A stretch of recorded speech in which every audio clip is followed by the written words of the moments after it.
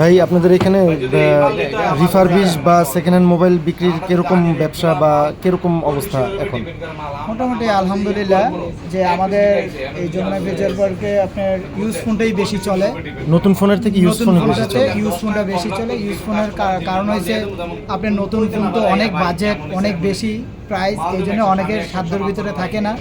এই জন্য ইউজ ফোনটা হলে অনেক সাধ্যের ভিতরে আসে, বিদায় সবাই ভালো ফোনগুলো একটু কম বাজেটে কিনতে পারে। সেকেন্ড হ্যান্ডের ভিতরে আমাদের যাদের বাজেট 30-এর উপরে উঠে যায় তারাই আইফোনের প্রতি একটু দুর্বল হয়। নতুন ফোনগুলো কিনে 6 মাস 3 মাস পর পর সেল করে আবার কিনে ওই গিফটের জিনিসগুলো আবার আপনার ফোনগুলো অনেকের পছন্দ হয়, অনেকবার আরেকটা ওনারা কিনে। স্যামসাং, আইফোন, পিক্সেল ওনাদের সাথে আবার চার্জার দেয় না, শুধু কেবল দেয়।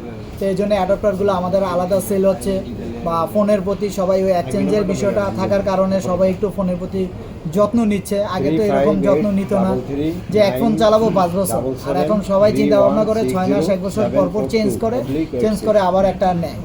এই জন্য আমাদের ইউজ বাজারটা একটু বাংলাদেশে খুবই ভালো।